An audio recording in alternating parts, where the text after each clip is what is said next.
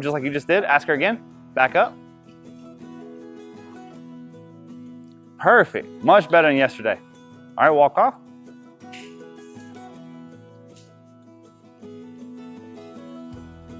There we go. Ask her to back up.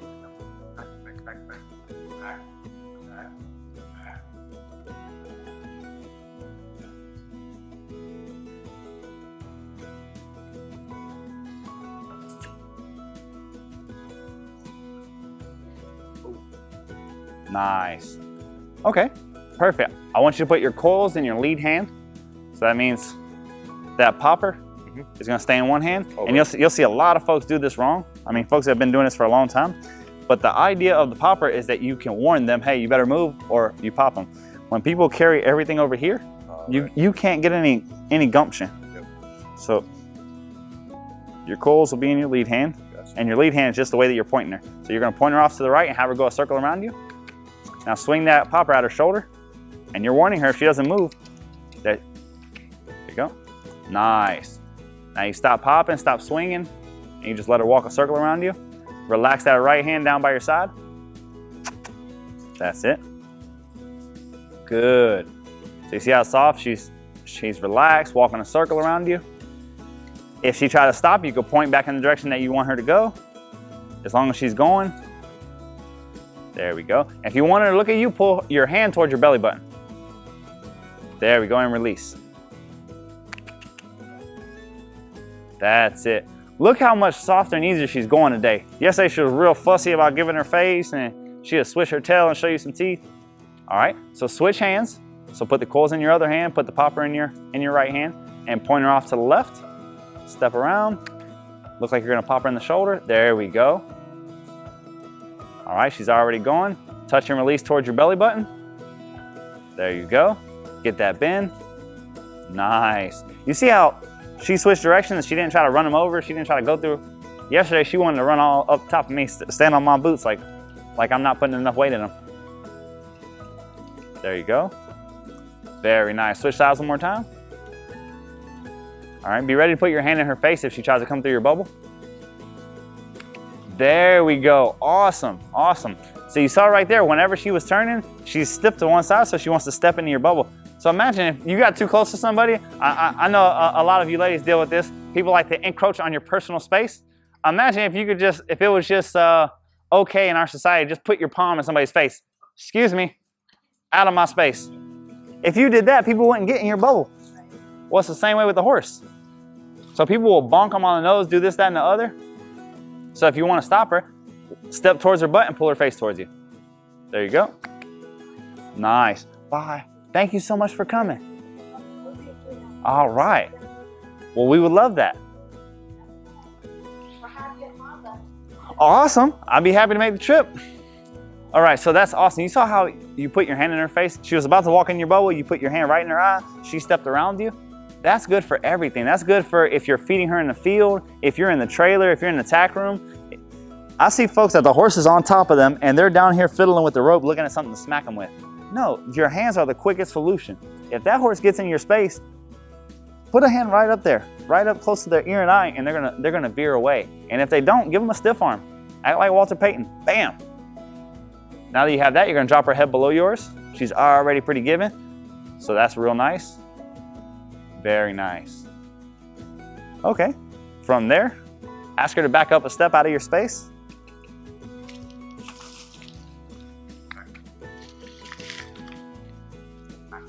That's it. Here's your flag stick. You're just gonna bring that. And notice I asked the horse to step up out of his space first. You don't wanna be flagging a horse that's right there inside your bubble.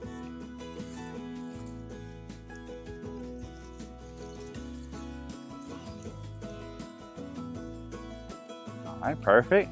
Switch sides, walk around to the other side.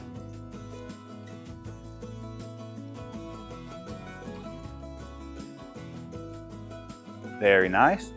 So you see she's just not giving any issue. So this is not something that you would have to work on every day.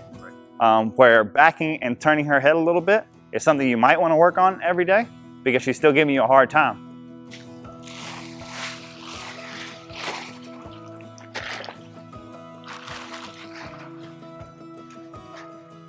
That's the kind of action you want to see from a husband horse. You throw a tarp over them and they don't even look at it? What are you doing with me?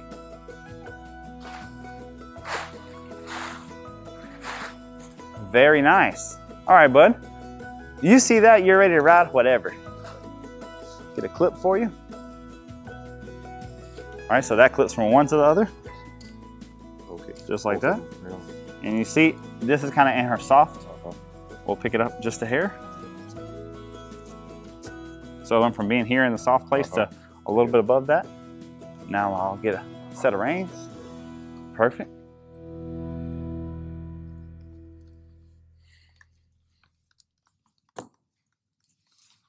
So there's a couple ways we can do this.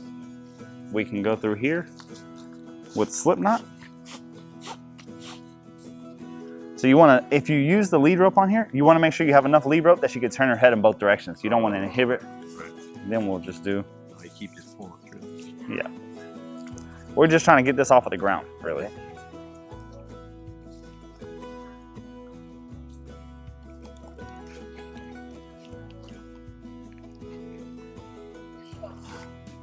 All right, bud. Whenever you're ready, come on up.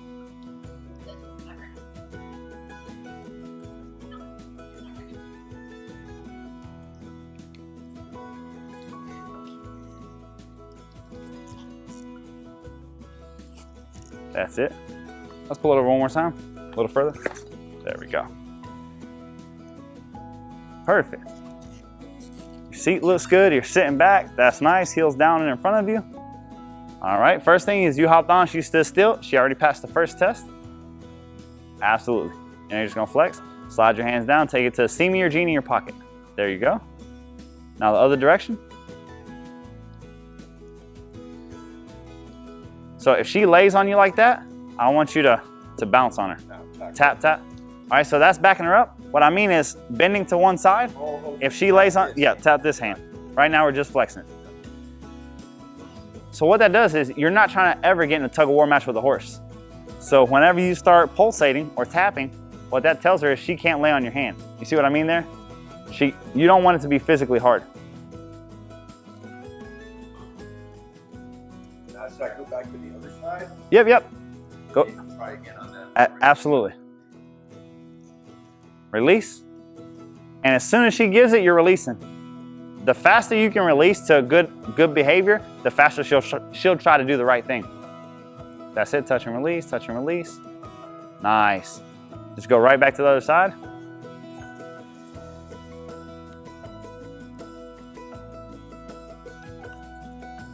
Nice, perfect.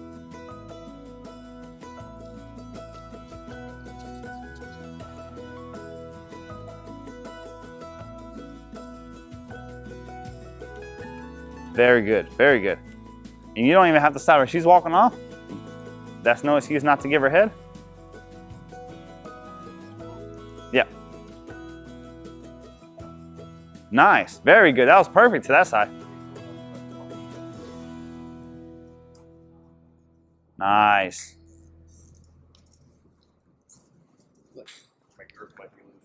All right. What? Try to get your horn a little bit over more that way. There we go.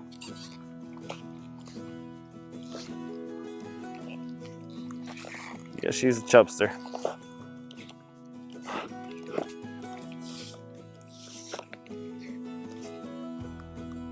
Right now, what I'm gonna do is bring this through here.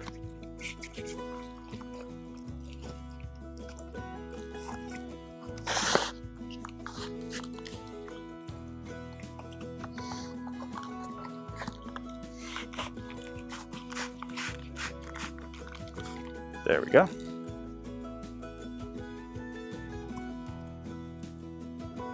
So really let go with your opposite hand. It is inhibiting you. Yep. So right hand. Give her a signal to back up. Absolutely.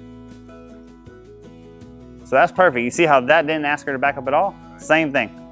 You're only asking with the right hand. Tap, tap, tap, tap. There you go. Nice. See how you didn't move that time?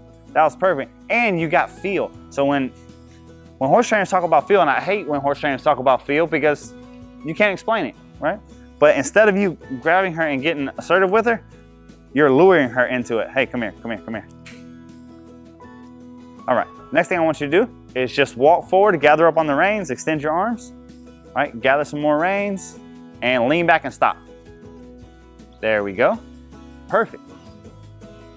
All right, can you give me a couple spirals? And that's where you walk them in a circle.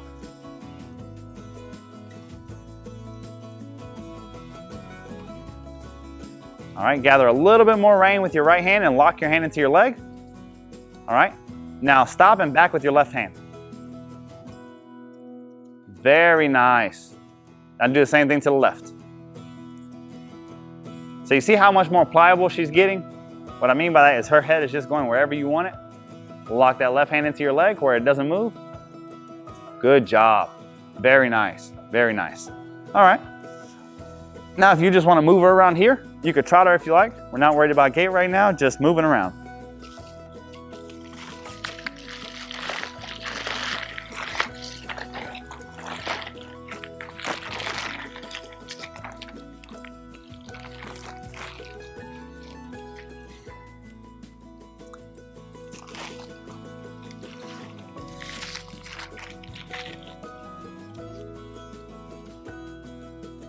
That's it.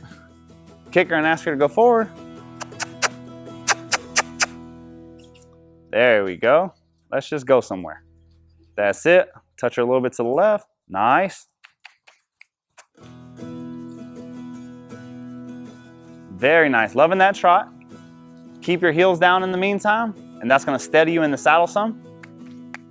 Nice.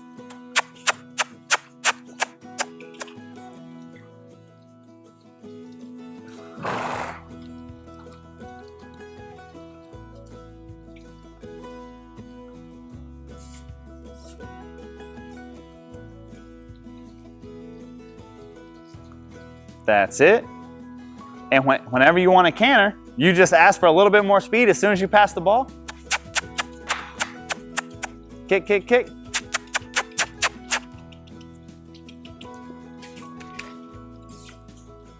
So I need you to disconnect your hands from your body. Even though your body's bouncing, that's it. You don't want your hands bouncing because that touches the brakes.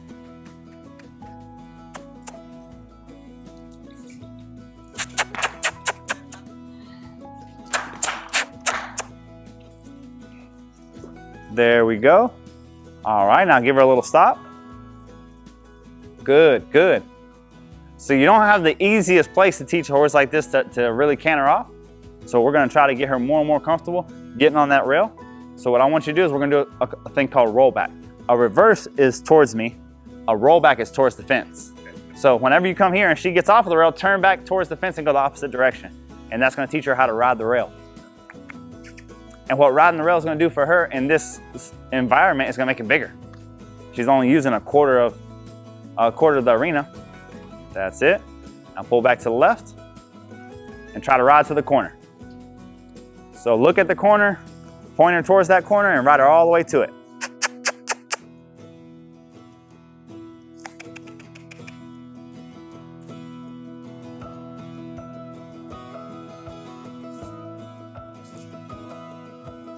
Basically, whichever way she tries to go, you go the opposite.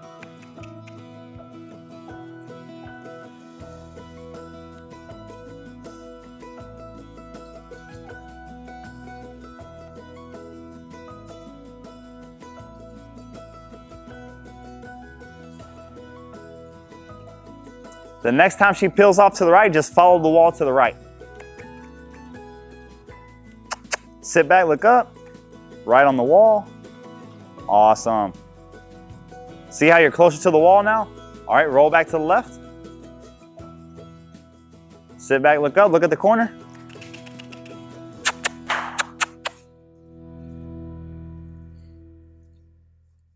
So do you see how it's hard to drive a horse to something they don't want to if you don't have that energy there, if you don't have that mental pressure of sending them forward?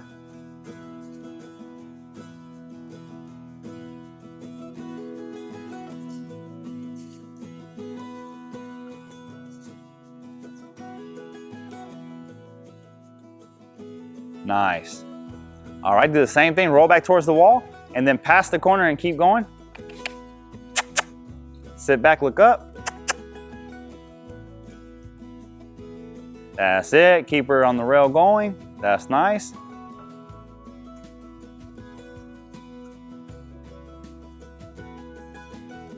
That's it, perfect. All right, if you want to trot, keep her that close to the rail or the fence is fine.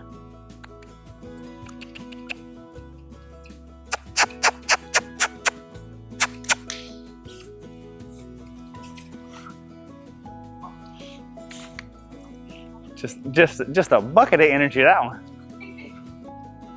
That's it.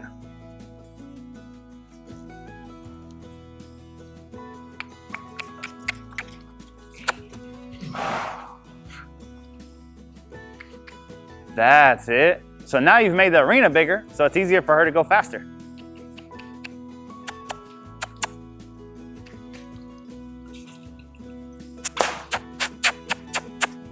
There we go.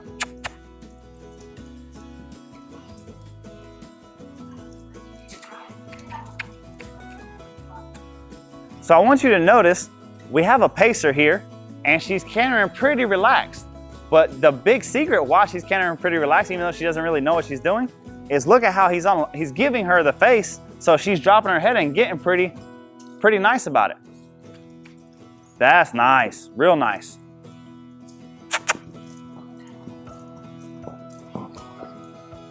All right, break her down to a trot and stop. Good job. Now drop the reins to give her a release. Really nice, really nice. So what you did was you double her size of moving because you went from she only wanted to be right here in the middle. Okay, so we could pick on her to canter and you would have a hard time. You stretched out and made the arena bigger and it was a lot easier for her to stride out. Then the thing that you did great without completely understanding is you were giving her so much rein that she could drop her head. She wasn't fighting against the reins, so she just cantered off and it wasn't a big deal. That horse, if you would try to hold her English and try to canter her, she would keep breaking in and out of pace and getting real fussy about it and she wouldn't go. The fact that you're just giving her the rein and then giving her a big circle to go in, she's willing to break into it. And for her, she canters a lot easier than she trots. That trot, I see both of you struggle with it. When you canter, it's pretty smooth, absolutely. And it's only gonna get better as she gets more comfortable doing it. Right. So the other thing is whenever you first start cantering a horse that doesn't know how to canter, don't canter them until they don't want to canter anymore. Canter them until they're doing it consistent and stop. Oh, good job. So she thinks the faster that she gets into the canter and does it softly that you're going to give her a break. And that's how you make the horse like to canter. But if you whip or pop her or run her into that canter and then you can't, oh, we're cantering. So now you practice it and you're just cantering around and around. You will ride the try out of her. You will ride her until she doesn't want to try anymore. So you want to make sure she gets it, you feel it, it's soft, it's relaxed, you do a lap, you do 2 laps, stop. I mean, this horse is in great shape because round is a shape. But, but her loping around here, this is her favorite speed right here. Her loping around here is tough for her. It's not as tough as that trot is, but it's tough for her. So we want to reward that good behavior. All right, so I just want you to turn around and do the same thing to the opposite side. Get her on the rail. Let's walk a lap first and get her. And what I want you to notice, the faster that we get her going, the more that draws her away from the center. So I never argue with a horse early on, a colt, to stay in the middle of the round pen. I just go faster. The faster you go, that centrifugal force is gonna pull them outward. So her, look, already, just because we've cantered and that drew her out, how much closer she is to the wall. That's it. So if she's that close, don't roll her back, just keep her going.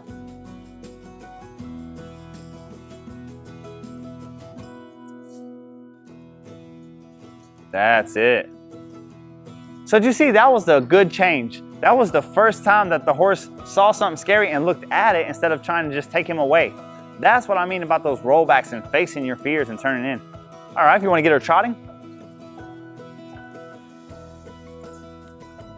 All right, as soon as you turn here, you can get that canter.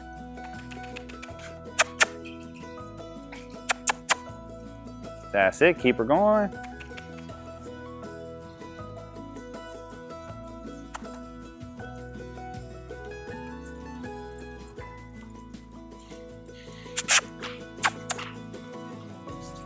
That's nice.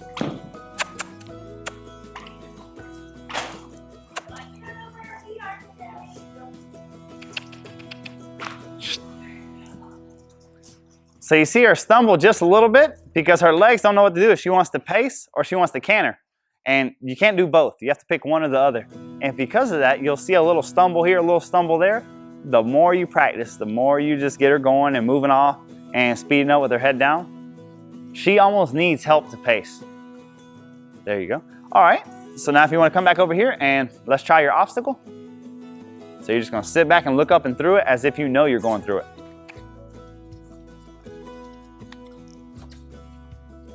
That's it. Left rein, left rein. So you're always, whichever way she went around it, you're doing the opposite. She went to the right, you're pulling left. Look up. There we go. Awesome, awesome.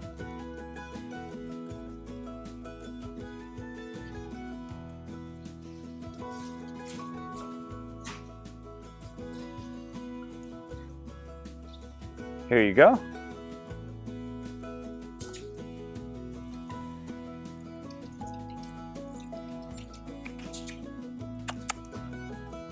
That's it. As long as she goes around and keep pulling her left. That's it. Where she thinks the only way out is to push it. That's it. Not to mention, this gives you all the practice in the world of turning your horse, of disengaging their hindquarters. So right here, when you pull her, that right there is called disengaging the hindquarters. That right there is moving her butt. That's it. So the moral of the story, if you control the front and you control the back, they have no say about where the middle goes.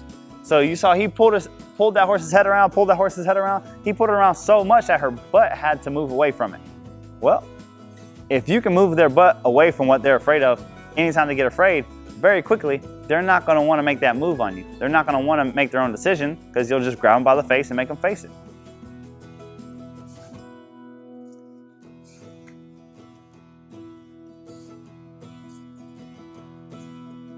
That's it.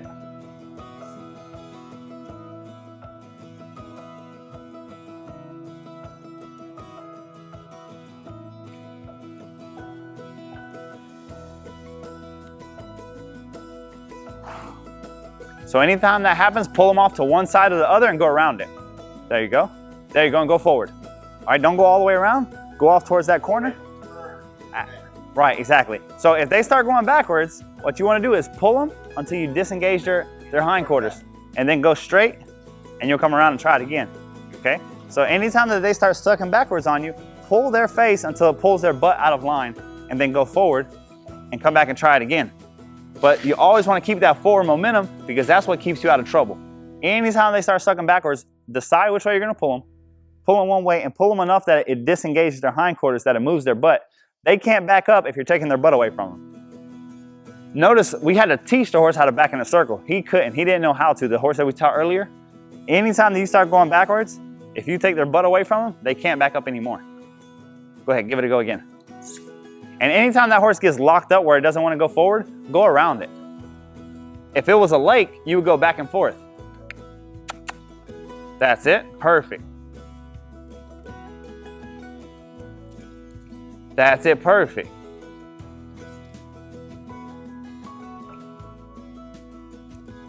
So you see how that constant forward is constant mental pressure on the horse. So if she wants to release from that mental pressure, she has to give it a try. That's it.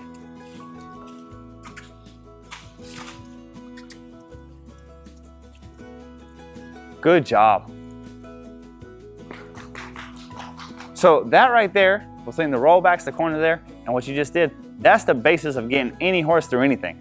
As long as you can control the front and the back of them, that anytime they get afraid, you face up to your fear. The only time that doesn't apply is whenever they start backing on you. If they start backing on you, disengage them, send them forward and face it again. But the moral of the story is they can do nothing that they get away from their fear. They have to try it. And you don't have to get in too many debacles with your horse. As long as you're winning those and getting through it, they don't want to argue with you. When I hear people tell me it takes them an hour to get through water, or 2 hours to get on the trailer, or 3 hours to do it, you're doing something wrong. Obviously, the pressure that you're giving the horse is not resonating because they're not thinking, oh my gosh, I better do it. If you have that soccer ball there and you start increasing pressure as you're circling it and turning back into it and rolling back and going forward and going around and turning and going, and there's no release for them, they're going to look for the answer. The scariest horse is going to look for the answer as long as you can keep the pressure on them. And the way you keep the pressure on them is by keeping them facing towards their fear. So remember yesterday I was telling you about moving her butt? You did it on your own playing soccer. You would turn her head this way and she would try to keep going, and you would just pull more towards her butt, and then you would see her butt move, and now she's facing it. You would come here, pull her face until her butt gave, and you know, you don't have to question or look back or see their back feet to know if their butt moved. If you're facing it, their butt moved. You know, they get scared of anything, they're gonna try to move here. You pull her face enough, your face back up, and now you have the problem in front of you again. So that's the whole name of the game. As long as you can do that, you can take this horse and be safe on any trail, on anywhere you want to go up in the mountains. If you get the ball on the tarp again, you get a beer. Dang, I think I rolled it over there myself. What is this?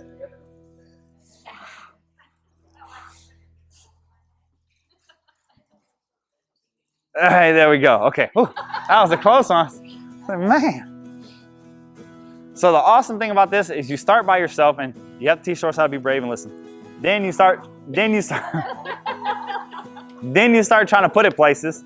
And the thing about trying to put it places is then you have to pass it and it chases you and you roll back into it.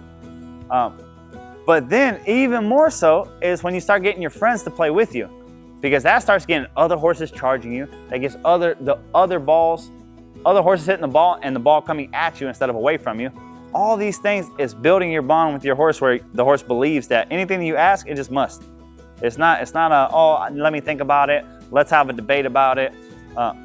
Let's ponder it. They're thinking, no, if you ask me for something, yes, sir, yes, ma'am.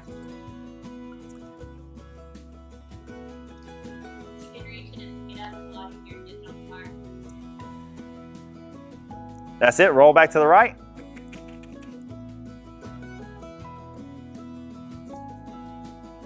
That's it, that's perfect.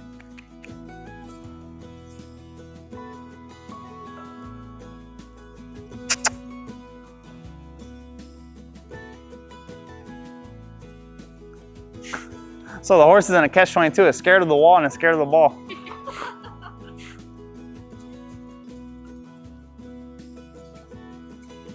That's it. All right, pass it, pass it. That's it, chase it, fast, fast.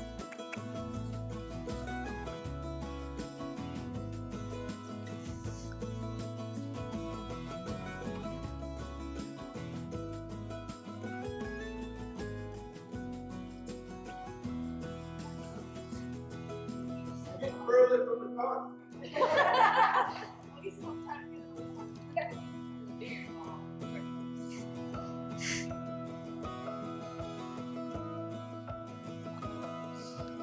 So you see how this practice, just in an arena, it gets you horse placement so well. Like if nobody was here coaching or explaining to you or anything, you would figure out how to get your horse from point A to point B. You would figure out how to move their body.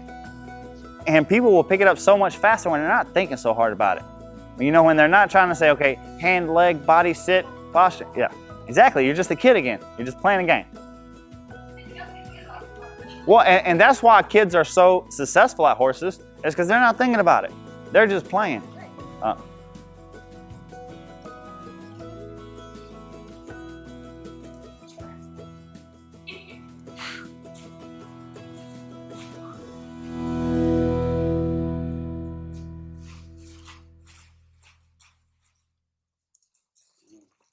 Good job, bud. Does all that make sense? So the awesome thing about that and having like a goal where you want it, not just pushing it, is it starts really showing you how to manipulate your horse and get it where you want. You know, moving his butt, moving his head, turning it here, turning it there, when to put pressure, when the horse is about to spook at a squirrel or something, and you pushed him instead of hold on for dear life. So many times a horse will be going and they look at something, and instead of us asking, go, we freeze up and let the horse make a decision. It's a lot easier when that horse is about to spook or you get onto him right then and there, they're insecure, they go wherever you want.